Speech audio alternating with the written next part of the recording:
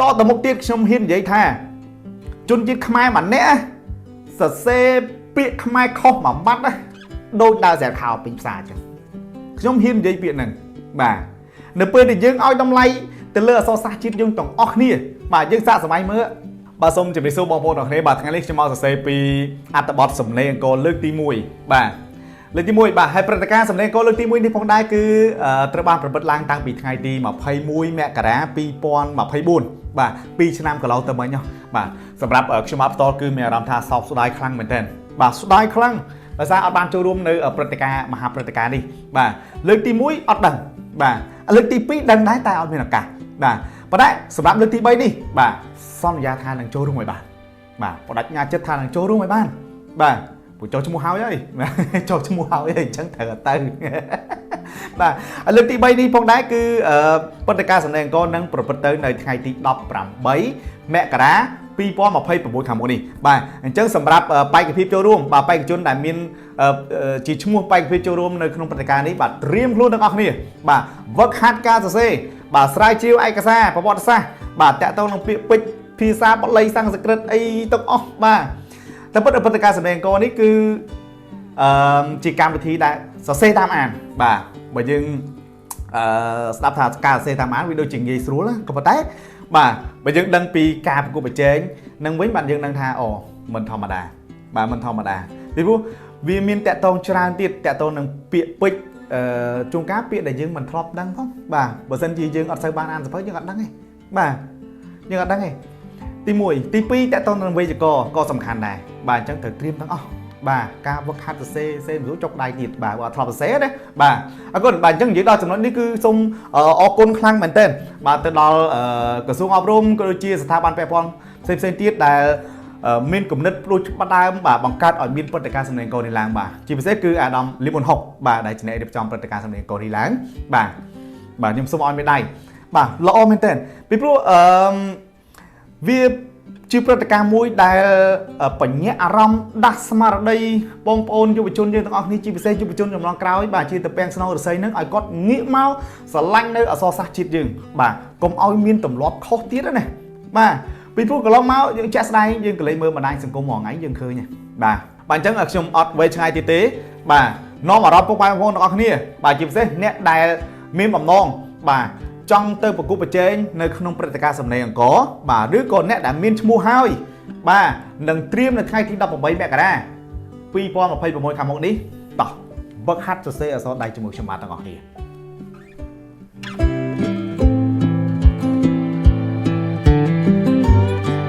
បច្ចុប្បន្ននេះយើងបាច់ទៅមើលអីមើលតែបណ្ដាញសង្គមបាទ social media យើងឃើញបាទការសរសេរអក្ខរាវិរុទ្ធខុសច្រើនបាទថាអក្ខរាវិរុទ្ធយើងទៅវាខុសមួយទៀតគឺខុសអាលក្ខណៈចិត្តសរសេរខ្មែរលេខអង់គ្លេសអាលីជាមួយនឹងភាសាអង់គ្លេសឲ្យវាចំភាសាពាក្យគេអង់គ្លេសហ្មងហ្នឹងក៏វាអត់អីទេបាទក៏ប៉ុន្តែគាត់ចូលចិត្តសរសេរលក្ខណៈដូចឡាតាំងឬក៏គាត់សរសេរខ្មែរប៉ុន្តែសំនៀងជាភាសាអង់គ្លេសបាទទូច្រើនមែនតើបាទហើយមួយទៀតនៅពេលដែលយើងពេលខ្លះយើងគ្រាន់តែចូល comment ណាគាត់នឹងឆ្លោះគ្នាពេញហ្នឹងឡើយបាទគាត់និយាយតែបំបត្តិថាខ្ញុំមិនមែនអ្នកអក្សរសាស្ត្រទេណាអ្នកឯងអ្នកអក្សរសាស្ត្រទៅណែចង់និយាយចឹងហ៎បងឯងគឺចឹងជឿសាកមើលមានណាគេសេះខុសមួយនៅលើបណ្ដាញសង្គមសាកមើលបាទតិចតែ comment អីចេះកែចេះមួយចុះពីរបាទអ្នកដែលគាត់វិជ្ជមានណាអត់បញ្ហាទេ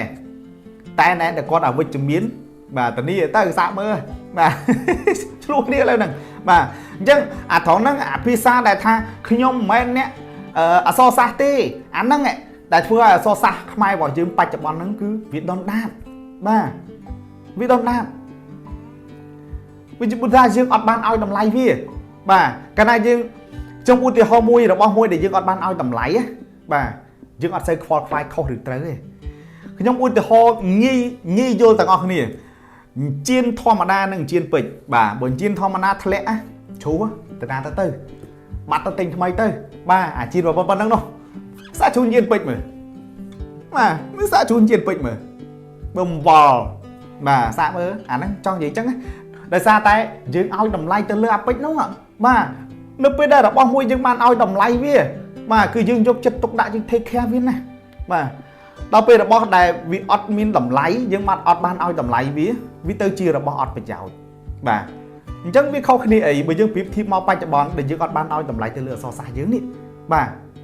អ្នកណាឲ្យតម្លៃជំនួសយើងអ្នកណាជួយអភិរក្សយើងបាទបើយើងជាជនជាតិខ្មែរយើងមិនលើកតម្កើងនៅអក្សរសាស្ត្រខ្មែរផងហ្នឹងបាទចង់និយាយអញ្ចឹងណាអញ្ចឹងនៅពេលដែលយើងមានផ្នត់គំនិតមួយចាប់ផ្ដើមដាស់សតិយើងខ្លួនឯងឲ្យតម្លៃទៅលើអក្សរសាស្ត្រជាតិយើងនេះបាទអញ្ចឹងវាធ្វើឲ្យយើងព្រឹកព្រៀងពេលដែលសរសេរយើងប្រយ័ត្នខ្លាចខុស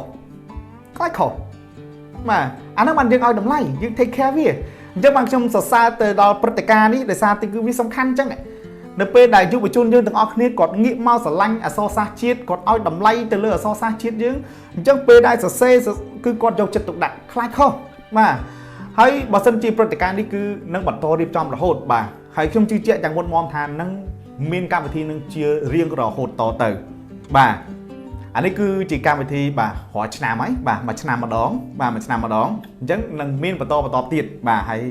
កម្មវិធីទៅមុខទៀតនឹងមានអ្វីប្លែកទៀតមានការផ្លាស់ប្ដូរទៀតខ្ញុំអត់ដឹងទេណាបាទប៉ុន្តែខ្ញុំគិតថានឹងមានហើយបើសិនជាកម្មវិធីព្រឹត្តិការណ៍មហាព្រឹត្តិការណ៍ថ្នាក់ជាតិនេះនៅតែមានបន្តរហូតទៀត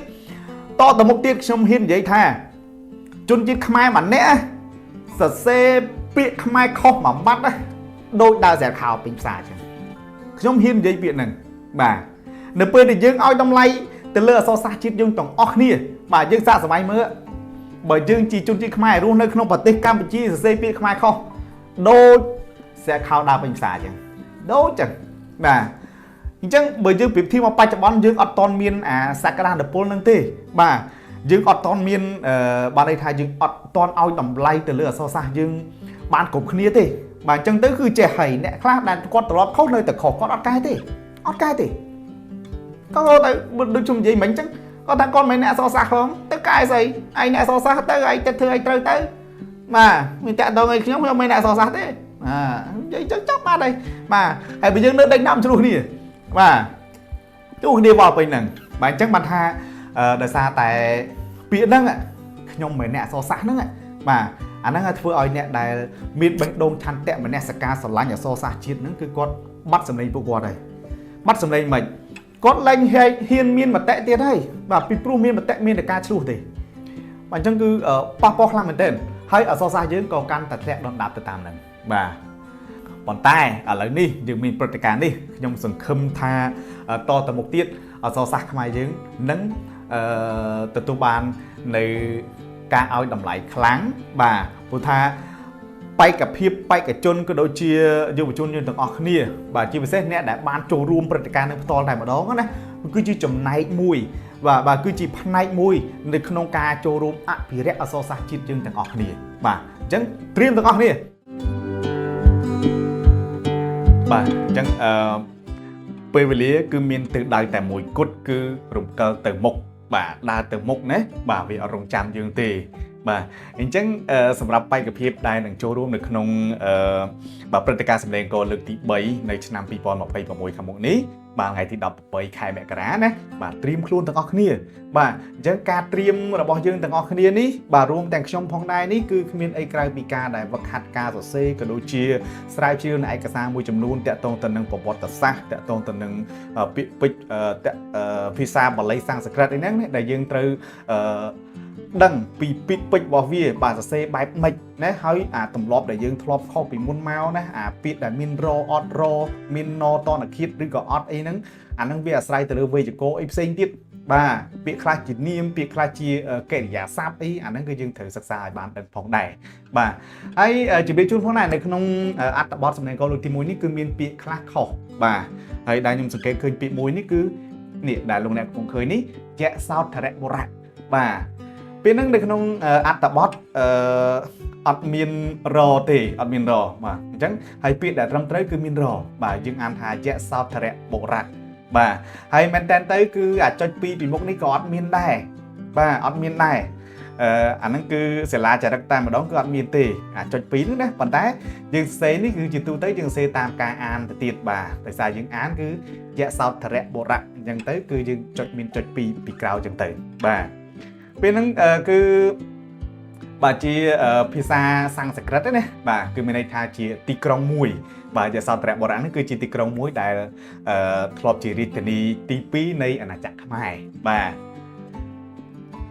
bà hay chạy chun chỉ thay mà đón tiếp bà sắm nạp biển đặc trong cài được trong ăn tập bọt ní bà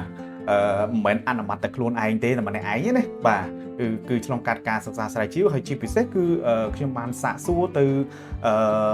bà nè đang chụp đi khang ở xó xa bà hay chi phí xét phong đáy cứ nơi trong crom bà đã chỉ bayกับเพียบ nâng châu rùmในក្នុង ព្រឹត្តិការណ៍ សម្លេង ក៏ លើក ទី 3 បាទ ឆ្នាំ 2026 នេះ តែ ម្ដង បាទ យើង មាន ក្រុម យើង ណា បាទ អញ្ចឹង ទៅ គឺ យើង ចែករំលែក នៅ ចំណេះ ដឹង គ្នា តាក់ទង ទៅ នឹង ពាក្យ បល័យ សំស្ក្រឹត ផ្សេងៗ ហើយ នៅ ក្នុង ក្រុម នឹង ផង ដែរ គឺ មិន មាន តែ យើង ជា កុហក ធម្មតា ទេ គឺ មាន ទាំង ប្រសង ផង ដែរ ដែល ជា បែក ភាព ចូល រួម នោះ ណា បាទ អញ្ចឹង ធម្មតា បាទ ប្រសង យ៉ាង ហ្នឹង ហើយ គឺ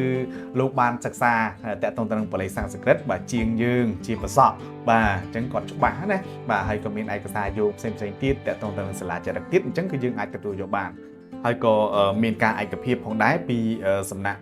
អនុ គណៈកម្មការ រៀបចំ ព្រឹត្តិការណ៍ សម្លេង ក៏ ផង ដែរ ដែល ទទួល ស្គាល់ ថា ពាក្យ ហ្នឹង គឺ ពិត ជា ខុស មែន បាទ យ៉ាងទៅប៉ុន្តែនោះគ្រាន់តែជាអត្ថបទអានទេបាទបើសំណៅឯកសារអត្រាកំណែនេះគឺមិនមែនយកអត្ថបទដែលអានហ្នឹងយកទៅកែទេគឺមានសំណៅឯកសារដែលត្រឹមត្រូវដែលឆ្លងកាត់ការត្រួតពិនិត្យច្បាស់លាស់ពីបណ្ដាសាស្ត្រាចារ្យផ្សេងៗអ្នកជំនាញអក្សរសាស្ត្រជាច្រើនរូបផងដែរបាទអញ្ចឹងត្រឡប់មកវិញបាទ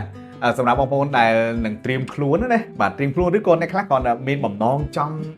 ទៅប្រកួតនៅក្នុងសម្លេងអង្គរបាទព្រឹត្តិការណ៍សម្លេងអង្គរនេះបាទវឹកហាត់ទាំងអស់គ្នាបាទវឹកហាត់អីបាទវឹកហាត់ការ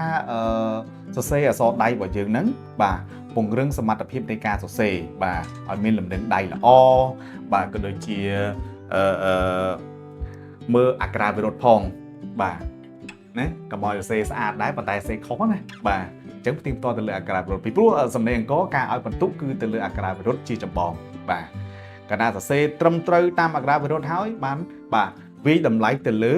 បាទអក្សរស្អាតមិនស្អាតបាទហើយនឹងរបៀបនៃការសរសេរឲ្យមានរបៀបបាទអរគុណបាទអញ្ចឹងមានតែប៉ុណ្្នឹងទេបាទនេះគឺអត្ថបទទាំងស្រុងតែម្ដង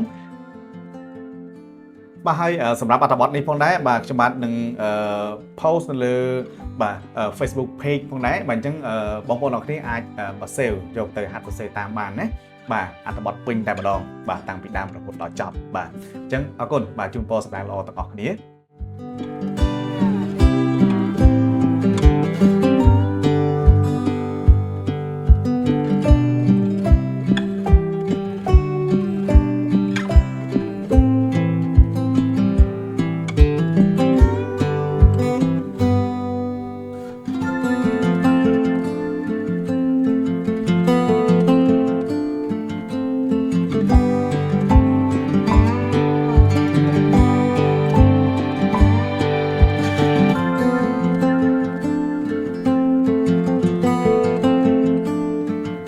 បាទត្រឡប់មកវិញហើយបាទយ៉ាងម៉េចដែរបាទសង្ឃឹមថានឹងបានបង្ហាត់សរសេរទាំងអស់គ្នាណាបាទវីដេអូនេះរៀងវែងបន្តិចបាទដោយសារតែខ្ញុំសរសេរមួយអត្ថបទពេញតែម្ដងបាទសំឡេងអង្គលើកទី1នេះណាបាទអញ្ចឹងសង្ឃឹមថាបងប្អូនទាំងអស់គ្នាបាទជាពិសេសអ្នកដែលនឹងមានវត្តមានបេក្ខភាពចូលរួមនៅក្នុងការប្រកួតប្រជែងនៅថ្ងៃទី18មករា2026ខាងមុខនេះបាទបង្ហាត់ទាំងអស់គ្នាបាទប្រេបាទខ្ញុំនឹងក៏ត្រៀមដែរបាទលទ្ធផលយ៉ាងណាអត់សំខាន់ទេបាទសំខាន់គឺខ្ញុំបានចូលរួមនៅក្នុងមហាព្រឹត្តិការណ៍នេះបាទមានន័យថាខ្ញុំគឺជាវត្តមានមួយបាទបេក្ខភាពមួយចូលរួមនេះគឺខ្ញុំបានរួមចំណែកនៅក្នុងការអភិរក្សនៅអក្សរសាស្ត្រជាតិខ្មែរយើងបាទចាញ់ឈ្នះជារឿងធម្មតាបាទអត់សំខាន់ទឹកចិត្តអ្នកកីឡាបាទនិយាយចឹងហ្មងបាទទឹកចិត្តអ្នកកីឡាចាញ់ឈ្នះជារឿងធម្មតាបាទបើរត់ប៉ុណ្ណឹងថ្ងៃនេះចាញ់គេស្អែកឡើងយើងរត់ទៀតបាទថ្ងៃក្រោយមានការចូលរួមយើងចូលរួមទៀតបាទសំខាន់យើងបានប្រកួតប្រជែងយើងបានចូលរួមក្នុងកម្មវិធីនឹងយើងដឹងពីចំណុចខ្សោយរបស់យើងបាទណាបើយើងអត់មានការប្រកួតប្រជែងយើងអត់ដឹងទេយើងទៅប្រជែងជាមួយគេបានដឹងថាអូខ្លួនឯងនៅត្រឹមនេះបាទខ្លួនឯងនៅត្រឹមនេះយើងអត់ដឹងបាទឲ្យដឹងពី level យើងបាទកម្រិតយើងត្រឹមណាបាទដើម្បីអភិវឌ្ឍខ្លួនឯងទៅមុខទៀតបាទអញ្ចឹងចាញ់ឈ្នះជារឿងធម្មតាទេបាទសំខាន់គឺយើងបានចូលរួមដូចខ្ញុំនិយាយមិញអញ្ចឹងនិយាយត្រឡប់សារថ្មីណាបាទយើងចូលរួម bay cái phim châu rôm ní cứ chỉ cho là na mùi bà cứ chỉ phân này mùi đại châu rôm này không ca ạ phải đẹp so sa chi thôi bà nè chân ca châu rôm bỏ dân cứ sầm khăn nè bà mình thay chỉ dương chia chung chuyên khai xong bây giờ bỏ tê có cây trong châu rôm này hay có comment rất châu rôm đi khi này bà và đây trong trang một ban cho bạnได้ทากันกรรมการនឹងផ្ដោតសិទ្ធឲ្យបេក្ខភាពប្រមាណរូបសម្រាប់បរទេសសម្រាប់ការចូលរួមណាបាទខ្ញុំភ្លេចបាទថ្ងៃមុនដូចអានចំដែរប៉ុន្តែភ្លេចទៅហ្នឹងហើយគឺមានសិទ្ធចូលរួមដូចគ្នាព្រោះគាត់ដូចនៅក្នុងប្រទេសកម្ពុជាគាត់ស្រឡាញ់អក្សរសាស្ត្រជាតិខ្មែរយើងគាត់ចង់ចូលរួមប្រកួតដែរអូខេបាទចូលរួមបានបាទអញ្ចឹងជាចុងក្រោយបាទសម្រាប់វីដេអូនេះគឺមានតែប៉ុណ្្នឹងទេបាទសង្ឃឹមថាបងប្អូនចូលរួមវឹកហាត់ការសរសេរអក្សរដៃទាំងអស់គ្នាបាទមិនត្រឹមតែសរសេរបានស្អាតហើយពិនិត្យមើលអក្សរវិរុទ្ធផងណាបាទបើការប្រគួតប្រជែងជាក់ស្ដែងគឺសរសេរតាមអានបាទសរសេរតាមអានឬតែតិចអត់បានមើលឃើញទេណាបាទប៉ុន្តែរៀនជាមួយស្លាបពកាគឺសរសេរតាមមើលបាទប្រយ័ត្នអាមើលនឹងខុសទៀតណាសរសេរតាមមើលឯងបាទហើយក៏អញ្ចឹងសង្ឃឹមថានឹងបានបង្កើតសរសេរអក្សរសាស្ត្រដៃទាំងអស់គ្នាបាទហើយសម្រាប់បងប្អូនដែលស្នេហាវិស័យសិល្បៈនៃការសរសេរអក្សរបាទចង់អភិវឌ្ឍនៅអក្សរដៃទឹកដៃខ្លួនឯងសរសេរបានកាន់តែស្អាតបាទកុំភ្លេចជួយ follow page ម្នាក់មួយបាទ subscribe channel YouTube ដើម្បីទទួលបានវីដេអូថ្មីៗទៀតទាក់ទងទៅនឹងtechnique បាទ tip ផ្សេងបាទដើម្បីឲ្យសេអក្សរបានស្អាតអញ្ចឹងណាបាទហើយតទៅមុខទៀតខ្ញុំនឹងមានចែករំលែកនៅវីដេអូបង្រៀនពីរបៀបសរសេរផងដែរបាទរបៀបសរសេរឲ្យស្អាតរបៀបសរសេរបែបអក្សរផ្ចង់អក្សរអីចឹងណាថ្នាក់មូលដ្ឋានបាទមូលដ្ឋានធ្វើយ៉ាងណាឲ្យយើងបានអក្សរស្អាតទាំងអស់គ្នាបាទក្នុងនាមជាយើងជាកូនខ្មែរយើងស្រឡាញ់អក្សរសាស្ត្រជាតិហើយបាទសេអក្សរខ្មែរបានស្អាតទៅថៃបាទចង់និយាយហ្នឹងមុខអក្សរសេអក្សរស្អាតវាគ្រាន់បានដែរបាទគ្រាន់បានជាមុខអក្សរអក្សរក្រិចដែរមែនទេបាទអរគុណបាទអញ្ចឹងសម្រាប់ថ្ងៃនេះមានតែប៉ុណ្្នឹងបាទសូមអរគុណសូមជម្រាបលា